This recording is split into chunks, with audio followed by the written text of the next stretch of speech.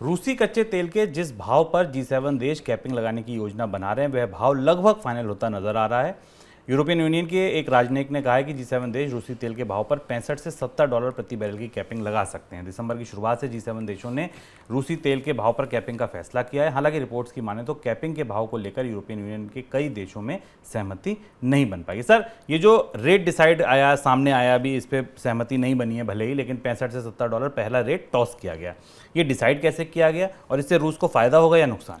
अनौपचारिक रूप से ये अलग अलग जगह से चर्चा में है और अमेरिका की तरफ से इस बात के संकेत भी दिए गए हैं। अगर आप इसे समझें, अभी इसकी पूरी गणित सामने नहीं आई, पर अगर इस रेट को 65 से $70 पर बैरल के रेट को देखें तो ये शायद जो ब्रेंट का बेंचमार्क है उसके डिस्काउंट के हिसाब से इसे कैलकुलेट किया गया है, ना कि रशिया के पेट्रोल के कच्चे तेल के उत्पादन की लागत के आधार पर।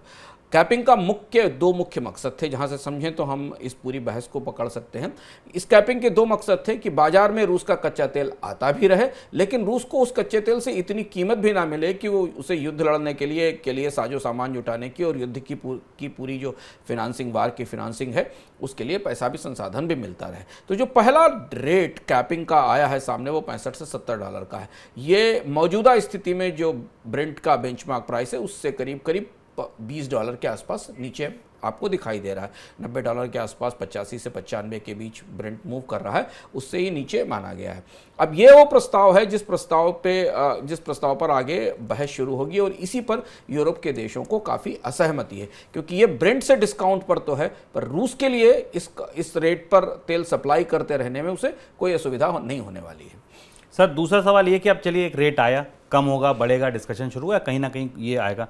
यूरोप के देश इस पे सहमति बनाते क्यों नहीं दिख रहे, एकजुट होते क्यों नहीं दिख रहे? यूरोप के देश दो हिस्सों में हैं। एक वो है जो रूस के खतरे से या रूस की आक्रामकता से, पुतिन की आक्रामकता से सबसे ज़्यादा प्रभावित और डरे हुए हैं, जैसे पोलैंड है और बाकी देश है। उनका मानना है कि इस कैपिंग का कोई मतलब नहीं है, कैपिंग काम नहीं करेगी, क्योंकि रूस तो इससे सस्ता तेल वैसे ही दुनिया में बेच रहा है जिस रेट पर ये कैपिंग की जा रही है। रूस की लागत आती है करीब $20 से $30 पर बैरल के उत्पादन की दुनिया में सबसे सस्ता कच्चा तेल रूस निकालता है, यूराल ग्रेड का क्रूड, और वो क्रूड आज भी बाजार में ब्रेंट से 20% डिस्काउंट पर पहले ही बिक रहा है। तो उनका ये कहना है कि जो बाजार में रूस का तेल है वो अगर ब्रेंट की कीमत $95 है तो $60-70 में तो वैसे ही वो बाजार में उपलब्ध है। तो इससे ये कैपिंग नहीं है, ये रूस को किसी तरीके से कोई नुकसान नहीं पहुंचाएगी। रूस को जितना फायदा तेल से मिलना है वो उसे मिलता रहेगा, और इसलिए रूस का जो तेल का निर्यात है जिस पर अभी प्रतिबंध नहीं लगाया गया है वो पिछले एक साल में युद्ध के बावजूद, पिछले 6 महीनों में युद्ध के बावजूद रिकॉर्ड स्तर से बढ़ा है। तो एक तो वो लोग हैं जिनका कहना यह है कि रूस इस तेल की कीमत कम से कम $30 कैपिंग की कीमत $30 के आसपास तय की जाए, जिससे कि $10-12 से ज़्यादा फायदा प्रति बैरल रूस को ना हो, तब रूस की अर्थव्यवस्था पर इस पूरे मुहिम का असर पड़ेगा, पहली चीज़। दूसरी चीज़ है कि जो बाकी शिपिंग करने वाली शिपिंग लाइंस कंट्रीज़ हैं, ग्रीस, माल्टा और बाकी देश हैं, उनका कहना यह है कि उनकी शिपिंग कंपनियों के लिए इतना सस्ता क्रूड कैरी करना लॉस मेकिंग प्रोसेस होगा। तो उनके जो नुकसान होंगे, अगर ये बहुत सस्ता किया जाता है तो उनके नुकसानों की भरपाई कौन करेगा, क्योंकि उनकी कॉस्ट रिकवर नहीं होगी। यूरोपियन यूनियन आमतौर पर ऐसे प्रस्ताव लेकर आता है, फिर वहाँ लंबी बहस होती है। हमने भी गैस की प्राइसिंग को लेकर भी पिछले 1 महीने से यूरोपीय समुदाय में काफ़ी बहस देखी थी। संभावना इस बात की लग रही है कि शायद एक कैपिंग की प्राइस और नीचे लाई जाएगी, जैसा कि दबाव यूरोपीय यूनियन के देशों का है और रूस को रोकने के लिए और रूस को वास्तविक रूप से इस कैपिंग से प्रभावित करने के लिए। सर, अब तीसरा सवाल ये कि मान लीजिए कि कैपिंग आ गई और रेट भी ऐसा आ गया कि जिससे कि रूस को फायदा ना हो, रूस के पास क्या ऐसी रणनीति, क्या ऐसे माध्यम, क्या ऐसे रास्ते हो सकते हैं जिससे वो इस कैपिंग से बच निकले और तेल की सप्लाई करता रहे? दो ही रास्ते हैं। एक तो चीज़ है कि रूस ने पहले ये कहा है कि वो उन देशों को तेल की सप्लाई नहीं करेगा, आपूर्ति नहीं करेगा जो इस कैपिंग के प्रस्ताव का समर्थन करेंगे। तो सबसे पहले तो दुनिया में डेमोक्रेटिकली 2 हिस्सों में बंटवारा स्पष्ट रूप से दिखने वाला है। अभी तक जो प्रतिबंध चल रहे हैं बहुत महत्वपूर्ण होने वाला है। इससे आपको दुनिया में कूटनीतिक रूप से पता चलेगा स्पष्ट रूप से कि रूस के साथ, रूस के युद्ध के साथ, रूस के व्लादिमीर पुतिन के साथ कौन खुलकर खड़ा है और कौन इसके अगेंस्ट है। तो इस अभी तक जो प्रतिबंध थे वो मुख्यतः यूरोप के माध्यम से लगाए जा रहे थे और यूरोप और रूस के व्यापार पर सबसे ज़्यादा प्रभाव डाल रहे थे। बाकी जो चीज़ें थी तेल या गैस वो प्रतिबंध के दायरे से बाहर थे और एशिया के देशों के पास आ रहे थे।